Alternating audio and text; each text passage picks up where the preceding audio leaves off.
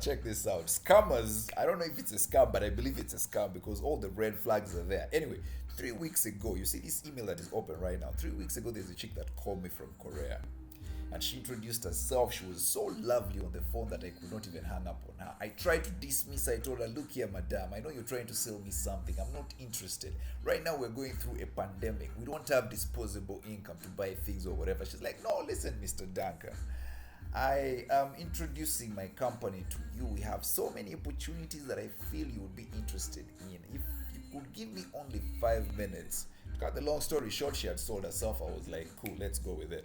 But as you know how I think, me, I'm thinking of like vibing out because she had like a cute voice. I'm like very, very captivated by her voice. I wanted to just listen to her forever. But I was driving at that particular moment. So I told her, look, I am driving right now. What you can do is take my email address, send me whatever it is that you're trying to sell. If I'm interested, I will get in touch. It's like, cool. If you're interested, our customer representative will call you and do a follow up and blah, blah, blah. 3 weeks later, some dude calls me. He's called Patrick.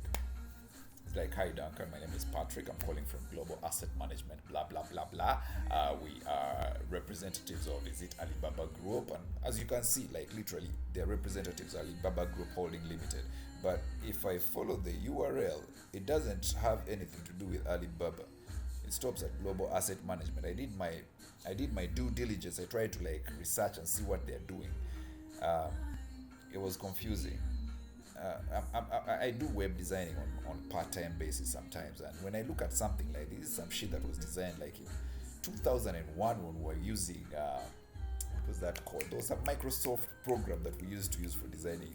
It was God, I'm forgetting the name. It was one of those first uh, web design packages that you could use. It was called Microsoft. I've forgotten it, but when I remember it, I'll post it. So anyway, this is very basic. Like when you look at, even if you open their website, it looks like this basic shit. Basically, it screams scam, scam, scam to me. So anyway, the guy told me to open some websites. He showed me some graphs. These websites were very static. Like if you open a normal website for stock exchange companies, you will see things moving up and down, graphs playing around. This was very static. It was showing me some shares of some stock market, some stock that was at 19, and then he told me to open another one. After a day, it showed that it had moved to 22. Then after some days, it had moved to whatever. He told me, now we are selling these shares at 19 right now, but I guarantee you in 2 3 days they will have shot up to 28, and you're bound to make money. Cut the long story short, each share goes for $19, and we our base market sale or whatever it is. I don't understand stock language. We start at 10,000. If you want to be our client, you deposit 10,000. We're going to sell you. It was close to 218 shares, and within that 10,000, you're guaranteed to make $3,000 within 3 4 days. Now in my head, all the red alarm started, the red alert started, the red flag started going off, because if someone is guaranteed to make that amount of money, why don't they make it themselves instead of looking for people to give them money? So anyway, I said I'll play a game with this guy. Let me listen to him. I go with whatever he's saying, and I take him for a ride because I was bored. I had nothing better to do. So it ended up with him telling me that I'm going to forward your details to our, I don't know, accounting department. Then accounts will get in touch with you. They will send you some compliance reports, forms that you have to fill in. We open for you an account and whatnot. But remember, the starting base is $10,000. So I'm like, no, look, dude, times have been rough. We're going through a pandemic right now. The company that I'm running doesn't have a lot of money, and I don't think I can afford 10,000 right now.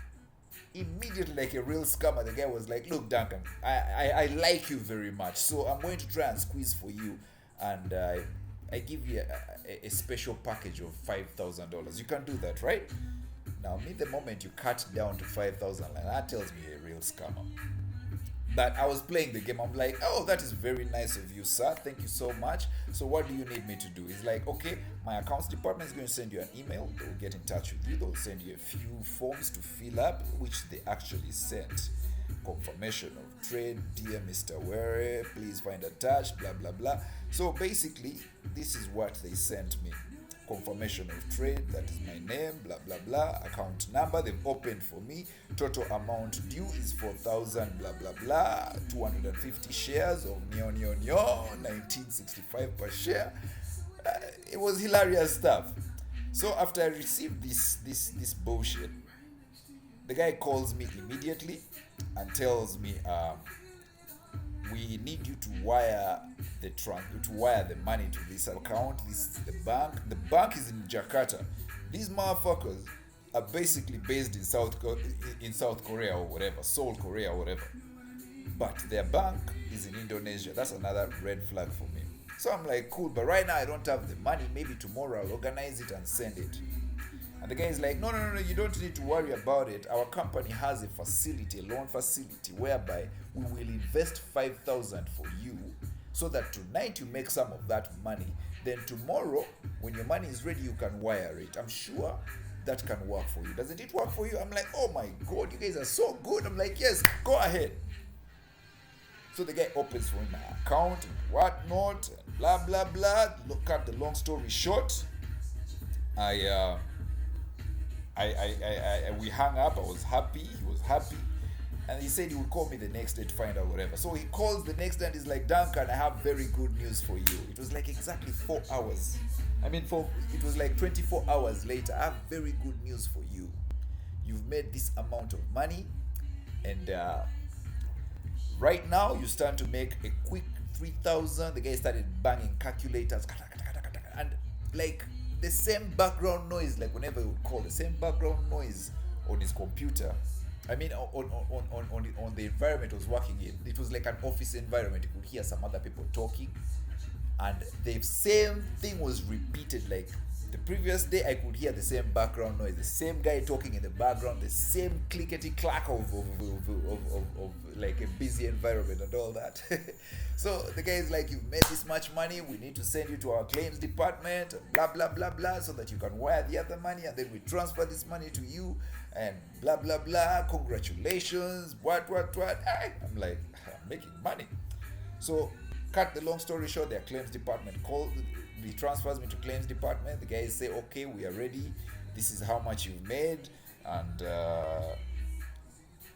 congratulations, Mr. Duncan. And what, trust me, these guys have a British accent you won't believe it.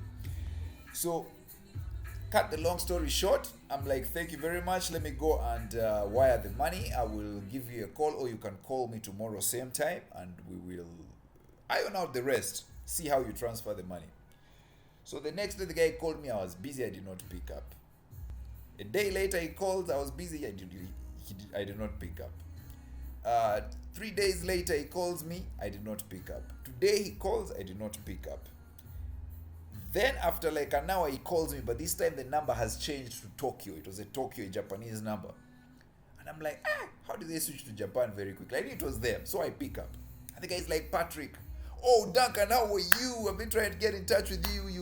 Your account is shooting up, man. I'm telling you right now, from the 5,000 that we put for you, you are liable to make approximately $9,000, because the stocks have you opened the have you checked the stocks of late? Open this website, just go to your Google and type Neo stock. So I googled, and for real, whatever he was talking about, it had jumped to 28, as you can see here.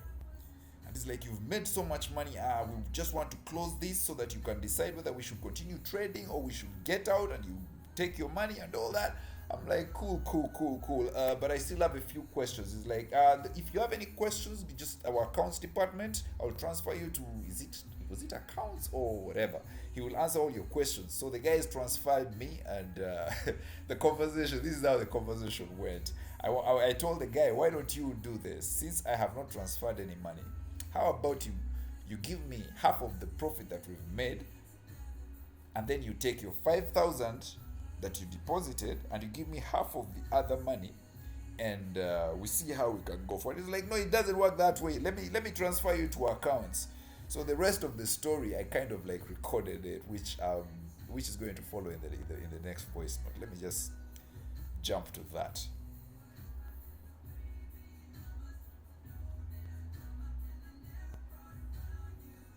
$19.65.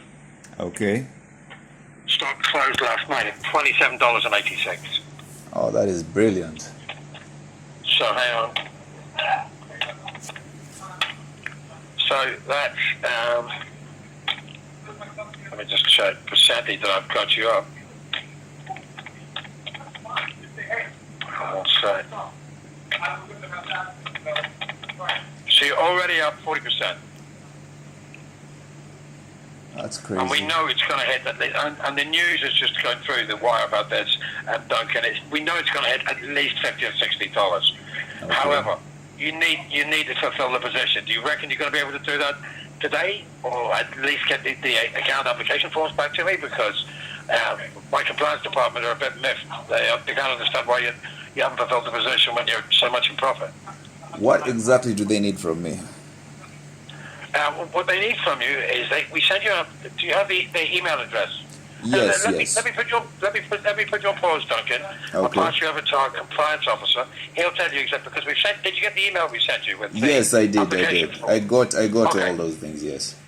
All right.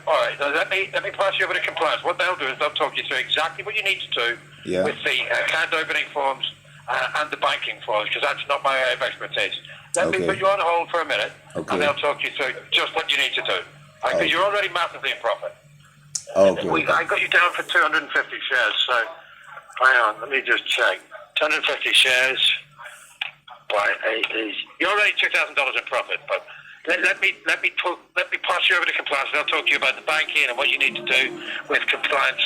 With that's not my area, so hang on one second. Let me pass you over. Okay. Sounds good.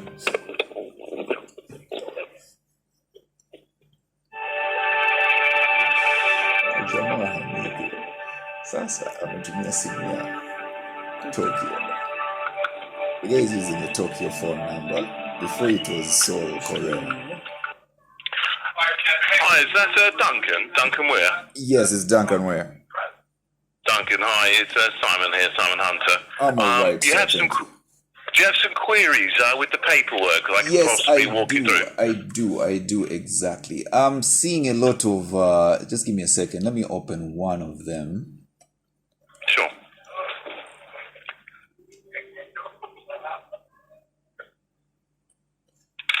Okay, 250 shares of NEO at 1965 per share, net amount, commission 1%, and blah, blah, blah. So, according to Patrick, I understand that the account has been doing well. I don't work on the trading floor, but I understand the stocks are approaching $28 already. Okay. So, basically, you guys want me to fill up these forms and send them back to you? Yes, it's a basic account opening form. I think you'll probably been through much more complicated forms than applying for a passport, for instance. But it's mainly to make sure we have your address and your main contact details correct. And all you will need to do is take a copy of one official ID, such as a passport, driving license, and attach that as a PDF with the email you sent back. Okay. With the payment details, just follow those directly as they're put down. The beneficiary of the stock transfer agent is PT Stock Value to put in for your transfer application. Bank is DBS. Yeah. Obviously, the amount is clear as to what it is. Yeah. And what I do suggest with clients, particularly on a first-time trade, is to take a screenshot of your transfer confirmation and send it back with everything, and it just helps the account sometimes to match up payments and trade allocations a little bit easier sometimes. So I would want to ask you a question, man to man. If you were to put yourself in my position, yes, would you mail this whole amount to someone you've never seen before? Well, to play devil's advocate, what security do I have? Yeah, if I may play devil's advocate with that, Duncan, our company's already taken the risk. We've already spent the money, we've already brought the stock, and we won't get paid as a corporate entity until we transfer that stock to you. And seeing as the trade's so significantly up, we're taking the risk, not you. But at the end of the day, it's your decision and your money. And possibly if it's the first time you've traded, it may be something that you feel a little bit uncomfortable or unnerved with, but it's completely standard practice. We do this on a daily basis. So let me ask, if I'm to fill up all these forms and everything, Yes. minus sending you the money, does it still go through?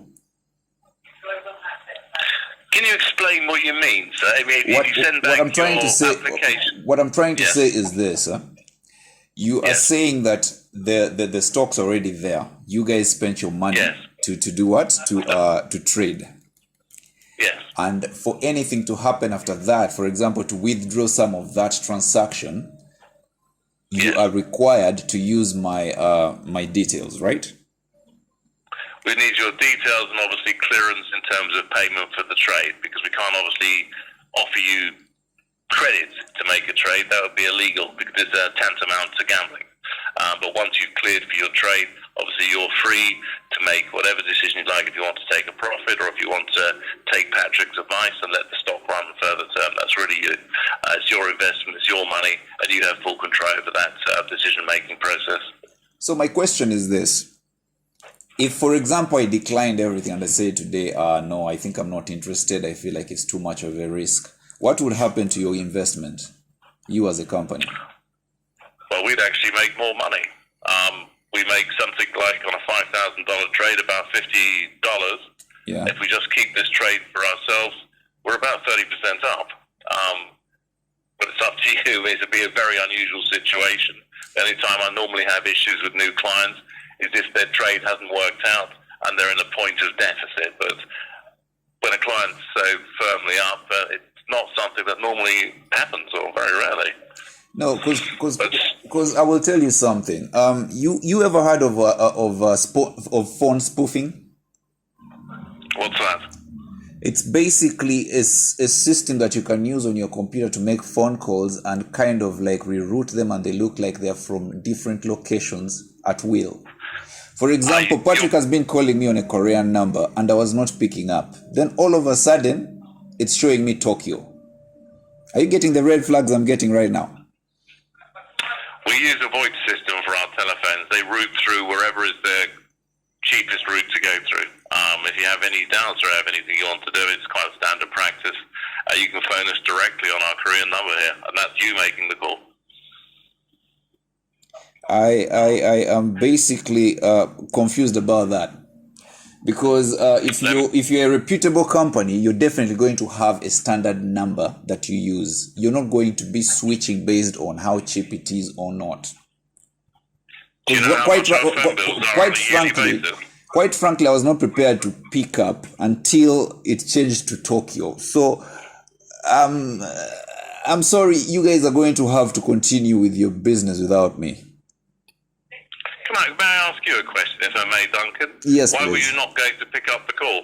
Because I feel like if my dad used to tell me, if it is too good to be true, it's not It's real. only good because the trade went extremely well, because we're very good at what we do.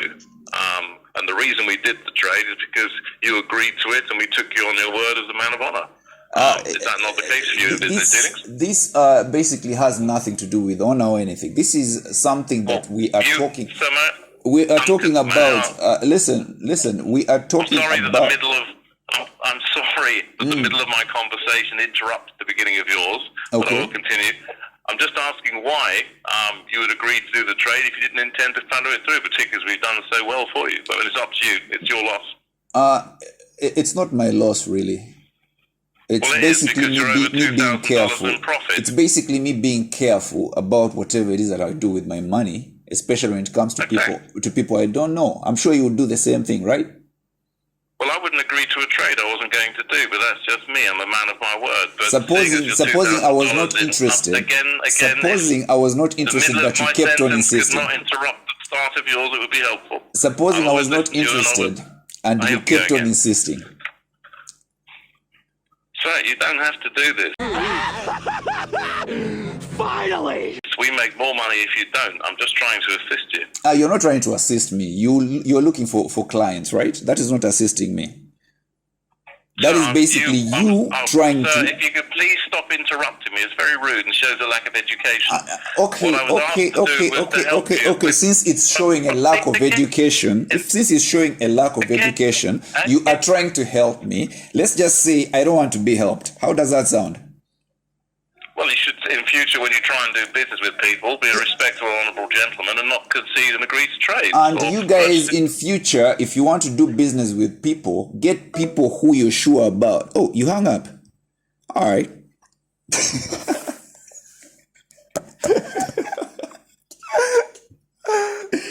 Nisikumie hiyo kwanza hiyo. Fucking thieves, man. Mwizi kabisa.